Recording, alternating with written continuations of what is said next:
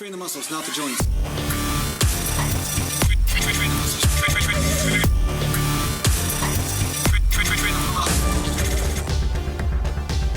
Welcome back to Natural Land Bodybuilding Mountain. And today I'm going to be doing some squats and some Romanian deadlifts in the garage. It's kind of like my number 2 workout lately for legs. And then I do my lunges on the other days, like my walking lunges. Now, I do vary these things up quite a bit. Sometimes I will do different exercises or one-legged squats with a barbell and so forth, but I don't know. Just right now, you know how you have your favorite things that you do in stages. Right now, this is kind of my favorite thing to do until something else comes into my mind and says, okay, do that. So anyway, you're never going to go wrong with doing squats and walking lunges as your main quad and overall leg developers, right? So that's really what I do. And then I do my Romanian deadlifts for my hamstrings. One of these days I'll get some sort of leg curl type of setup of some sort, whether it's an ankle weight setup or one of those hyper type machines. We'll see what happens. But anyway, the bottom line is that this is what I'm doing now. And somebody asked me in the comments on Instagram what I think about doing partial ranges or say my range of motion for squat. And this person asked, like, does it increase your strength in other ranges of motion? And I've talked about this at length before, but the truth is, of course it does. There's a reason why powerlifters use partials as part of their training. It's because it works. And a lot of times they'll see them doing a slingshot type stuff, or they'll be using a board, a bench board, so they can use heavier weights and not come all the way down. I mean, if this stuff didn't work for the full range of motion, they wouldn't be doing it. But of course it does, right? So the whole point is that a lot of times the advanced lifters use the techniques that I'm using, but it just looks a bit different in how they're applying the same principle. Such as some of them will use like a bench shirt or some type of elastic type movement, or they'll use bands when they're bench pressing. Well, when they're bench pressing, then when the bands take some of the stress off the bottom, or the super elastic shirt takes some of the tension off the joints in the bottom, but as they raise the weight gets heavier, right? So they're using heavier weight on certain ranges of motion and lighter on other ones to reduce wear and tear on the joints, but at the same time get acclimated to that heavier weight. So my whole point is that it works, right? But for squats, I don't really categorize what I'm doing as a partial. It is the full range of motion for the squat for me. If I go down farther, all I do is transfer stress to the knees or around the back, and this is all based on how I'm built, and it just doesn't work. I've done it, and all it does is just create wear and tear on the joints, or I have to lift so light that certain muscle groups are getting hit, but my main muscle groups, the largest ones, are not even getting challenged. So this is the reason why you see me do this type of training. It's because it's the most athletically applicable range of motion, because no basketball player goes all the way down into a squat and then jumps to go get the hoop. You know what I'm saying? There's this type of squat, you know? That's really it. And so if you go a bit beyond that, that's all fine. But one could argue that a full range squat is not going to increase athletic ability more so, because a lot of uneducated people on the internet talk about this stuff, and it's just not true. It's just not true. 99% of any type of sport or anything you're going to be doing is going to be through about 90 degrees at the knee, and you're going to bend over the pelvis, right? Like football players, linebackers, sprinters, they never start from the full squat position. Why? Because that is a weakened position. That's the position where you are in the weakest state. So just because something is a weak link doesn't mean it's an efficient way to train. That's where people get caught up. Sometimes people think that if you train your weak link, that's a good thing. And sometimes it can be. But if that weak link or training in that weaker range of motion is all that you're doing, most likely all you're going to do is work certain areas and totally leave other areas right out of the equation. And in other cases, if you train in certain ranges of motion and all you get is joint pain, that is a sure sign that that is not the right range of motion for you to train through. So like I said, always use the body efficiently. It's not about training in any way possible, like wrapping yourself up into a pretzel just to say that you can, right? You know, so this is not what training is. Training is about using the body efficiently to lift weight. How would you lift the weight efficiently and put the optimal stress on the muscles, not necessarily exponentially more so on the joints? Because like I said, the joints are already getting hit anyway. So yeah, that's what I got to say about that.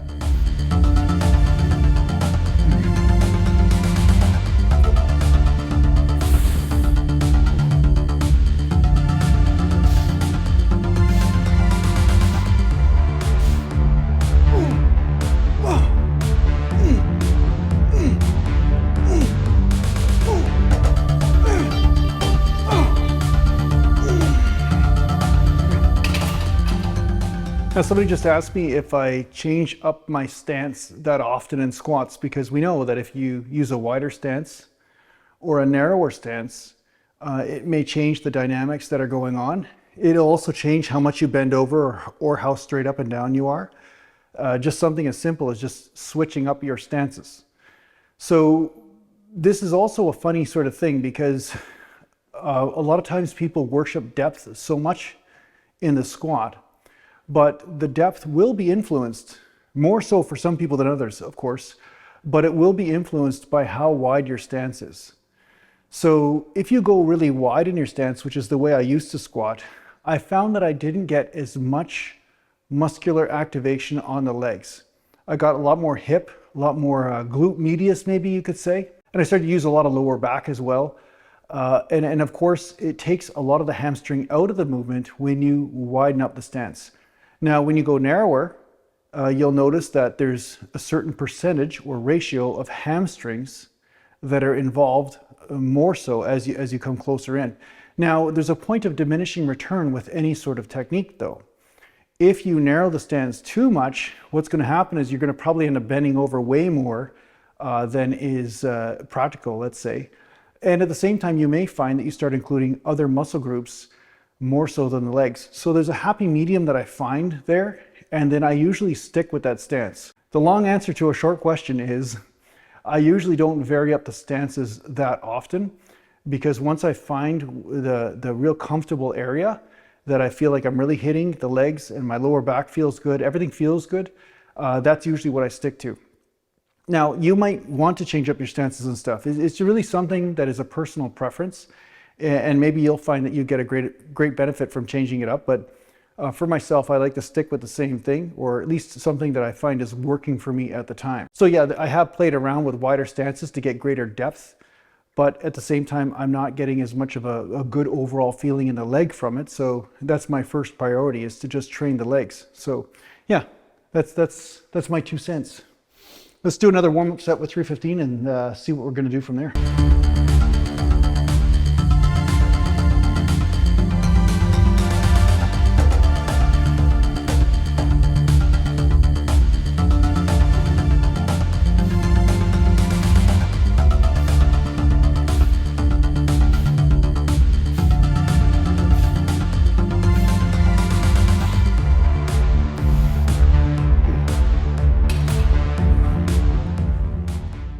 All right, let's hit a set of 4 plates here. Let's do a set here.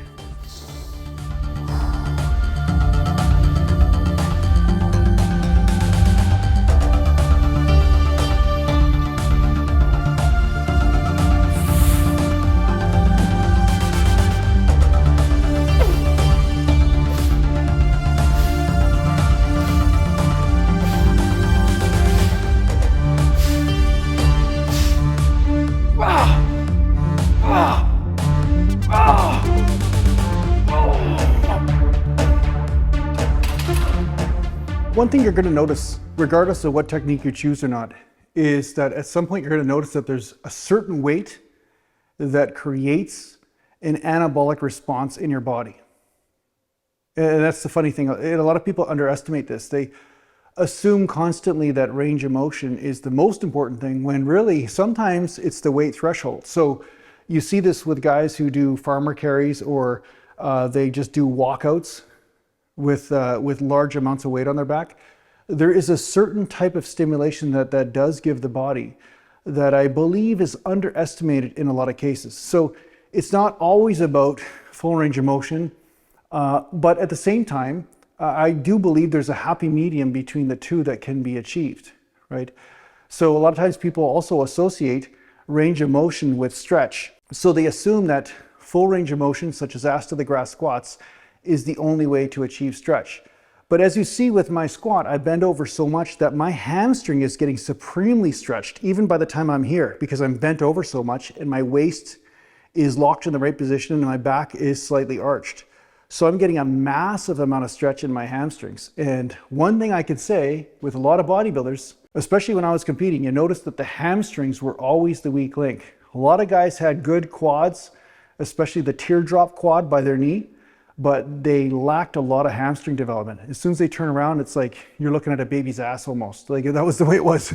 So the truth is that the way I'm squatting is that I am stretching that hamstring and keeping constant tension under stretch on that hamstring. And it doesn't have to be achieved just by dropping the ass down to the floor. Sometimes if you're bent over quite a bit like I am, and I do this because of the way I'm built, I'm naturally getting a massive constant tension stress on the hamstrings, which is why my hamstrings were one of my better body parts as well. So I got good vastus lateralis development from this type of squat, as well as good hamstring development. And yeah, it was the happy medium that I found. So you're going to have to adjust your technique specifically for your bodily dimensions, and you're going to have to make adjustments based on where you are feeling the tensions exert themselves. But I guarantee you, if you're feeling all the pressure just in the knee and not necessarily in the belly of the quads and the hamstrings, you're probably doing it wrong for you, right? That's really the best advice I could give you. So let's do another set.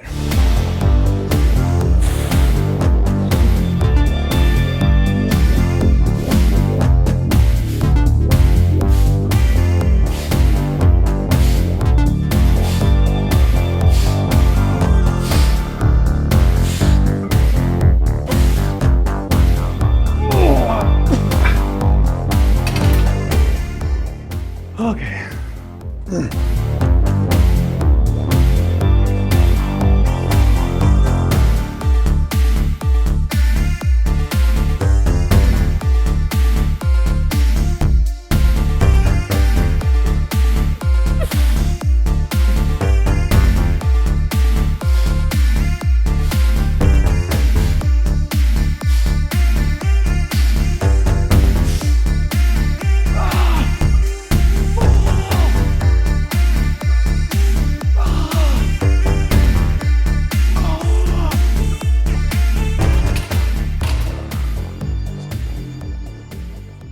Let's talk about nutrition for a second, because I just had somebody comment about the fact that bodybuilding or fitness is just pay to win type of stuff.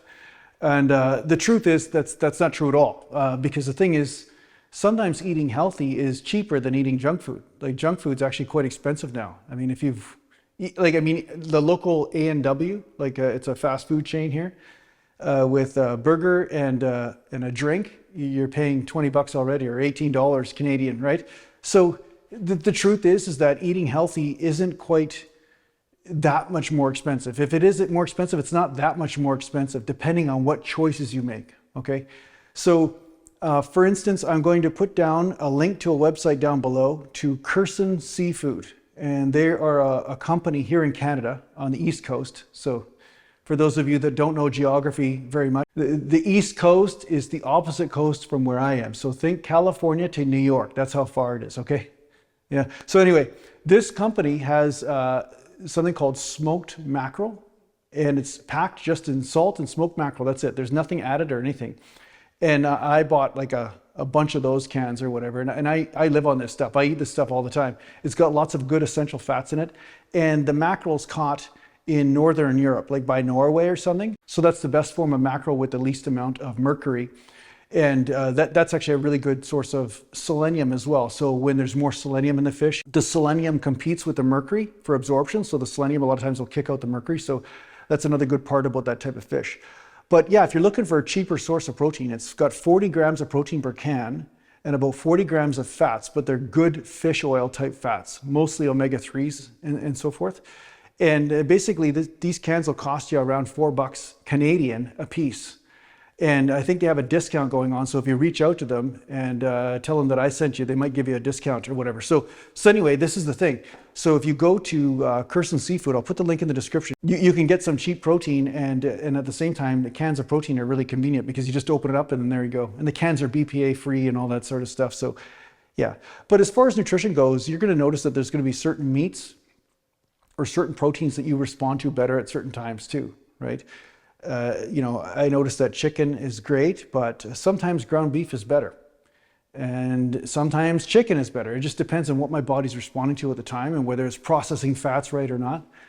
Because as you guys know who have been here for a while, I will go to more of a fat and protein type diet for a period of time. And then sometimes I'll go to carbs and lower fat, so I'll go protein and carbs instead of high fat. But the bottom line is that whatever it is you find you're responding to, there's probably a reason for that. There's probably a reason why your body is absorbing one food more than another. And perhaps there's some other nutrients in there that are actually helping your recovery process, right? So it is good to change things up once in a while just to make sure that you're keeping the body honest. I think just sticking to chicken and rice for the rest of your life is probably not the best strategy when it comes to overall health, although you can go through stages of doing this. But a lot of times what I'll do is I'll try to diversify my protein sources up. I'll have some beef, I'll have some mackerel, I'll have some salmon, I'll have some eggs, right? Whole eggs, free range eggs, you know. And so I'll kind of have these, I'll have this different diversity of protein, so I know I'm getting different nutrients from these different protein sources that will, you know, ultimately have a synergistic effect in my overall health, hopefully, you know. That's the ideal sort of circumstance. So yeah, if you're looking for a cheap protein source, try that mackerel out. I think you'll like it, actually. It's pretty convenient too, you know. So for those of you people who are on the run or on the job all the time and you don't have time to prepare something, this is an easy way to have some essential fats and good quality protein. And yeah, it comes in its own container, so it's easy, right? Stinks like crap though, because it's fishy, you know. But yeah, that's one of the main sources of protein that I take in. I eat at least 3 or 4 cans of that a week, along with all my other stuff that I eat, right? So yeah, let's do some Romanian deadlifts now to finish off this leg workout.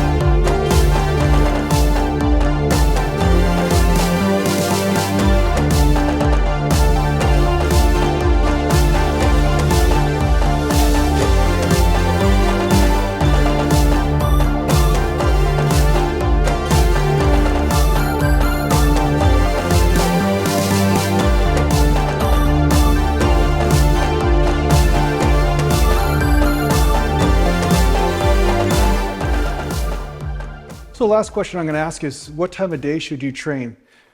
And I've talked about this before. Like a lot of times when I was training for competitions, I was a night owl. Like I would always train at night. That was kind of my time where I felt the most motivated. And usually I could get everything done that I had to do during the day or whatever it was. You know, like say I was working in some job that eventually I would leave and maybe do a different job. So yeah, depending what that was, would depend on how worn out I am at the end of the day, but then I'd have a nap and then I'd go to the gym later on, right? So around 7 o'clock, 8 o'clock, that's when I'd start training. And that's what worked for me, not because it's the best time, but because it was the best time for me, because that's when I felt I was the most refreshed and I could face the weights, right? If I had to do legs or train any body part, I felt like I was mentally ready to do it at that point. But sometimes you don't have that choice. Sometimes it's not about how you feel. Sometimes it's about when you can get the training in. And I would always say that takes first priority, because obviously if you work long hours or if your schedule is a bit hectic, it's probably better for you to train in the morning to get the training out of the way, and then from there start your day and go through the anarchy that is your life, you know? So it's more about what time of day is going to allow you to be the most consistent.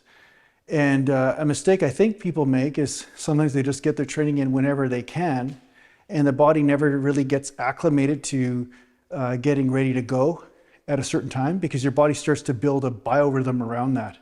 You'll notice that if you train at a certain time every day, it's almost like the body will feel that and almost start ramping up the energy and that capacity.